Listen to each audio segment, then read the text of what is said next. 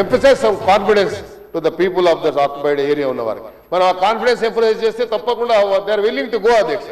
అయితే నేనేమంటున్నా అంటే ముఖ్యమంత్రి మన వారి ద్వారా మంత్రి గారితో కోరేది ఏంటంటే ఇదేదైతే ఉందో ఈ మధ్యలో మనం చూసినాం పేపర్లో, it has publish in so many papers, ఇక్కడ కొన్ని కంటామినేటెడ్ వాటర్స్ వ్యాన్లలో తీసుకొచ్చి ఉస్మాన్ సాగర్ హిమాయత్ సాగర్లో వేస్తున్నటువంటి పేపర్లో వచ్చింది అధ్యక్ష.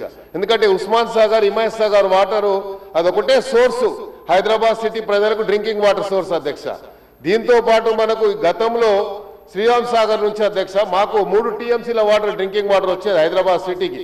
ఇప్పుడు గోదావరి నుంచి 9 టీఎంసీలు ఇస్తామని చెప్పారు. రోజు మంచిలు ఇచ్చే కార్యక్రమం కూడా జరుగుతుంది. కాబట్టి దాన్ని కూడా నేను ప్రభుత్వాన్ని అభినందించదలుచుకున్న అధ్యక్ష, మినిస్టర్ ఆఫ్ క్యాబినెట్ మినిస్టర్స్ అందరినీ కూడా. ఎందుకంటే హైదరాబాద్ ఇంత పెరుగుతున్నప్పుడు దానికి కావాల్సినటువంటి మౌలిక సదుపాయాలు కూడా ప్రొవైడ్ చేయాల్సినటువంటి బాధ్యత మన పైన ఉంది అధ్యక్ష. అందుకనే ఇక్కడ ఏదైతే జరిగిందో ఇది టోటల్గా 55 కిలోమీటర్లు మంత్రి గారు ఇప్పుడే చెప్పడం జరిగింది వారు చేసినటువంటి స్టేట్మెంట్లో అధ్యక్ష. ఈ 55 కిలోమీటర్లు ఫేజ్ 1, ఫేజ్ 2, ఫేజ్ 2 ఎక్కడి నుంచి మొదలు పెడతా ఉన్నారు. దీనికి ఏదైతే మన డిపిఆర్ కూడా రెడీ అయిందని చెప్పారు. ఆ డిపిఆర్కు సంబంధించి ఫస్ట్ ఫేజ్ ఎవరికి వస్తుంది ఇస్తే వాళ్ళకి టైం లైన్ ఏముంది. ఎందుకంటే ఫస్ట్ మనము టైం లైన్ ఒకటి మనము పబ్లిష్ చేయాల్సిన అవసరం ఉంది. కాబట్టి దాని టైం లైను అది ఇచ్చిన తర్వాత ఏదైతే ఇక్కడ జరుగుతుందో మీరు 3 ఫీల్డ్లు చెప్పారు.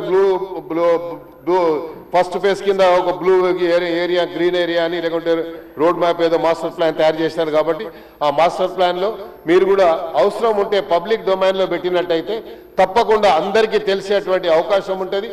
దీనికి ఏదైతే ప్రణాళిక మళ్ళీ ఒక యాక్షన్ ప్లాన్ తయారు చేసి మూసీకి ప్రక్షాళన చేయాలని ముఖ్యమంత్రి గారి ఏదో ఆలోచన జరిగిందో దానికి గ్రేటర్ హైదరాబాద్ ప్రజల తరఫున నేను ముఖ్యమంత్రి గారికి, క్యాబినెట్ మినిస్టర్స్ అందరికీ కూడా హృదయపూర్వకంగా ధన్యవాదాలు చెప్తూ అది ఫాస్ట్గా జరిగితే ఇంకా హైదరాబాద్ ఇంకా అభివృద్ధి చెందుతుంది. ఇప్పటికే హైదరాబాద్ సిటీ గ్లోబల్ సిటీగా గుర్తు పొందింది. కాబట్టి దీనికి ఇంకా అవకాశం ఉంది. కాబట్టి మీరు దయచేసి తొందరగా ఒక టైం లైన్ ఒకటి ప్రకటించండి.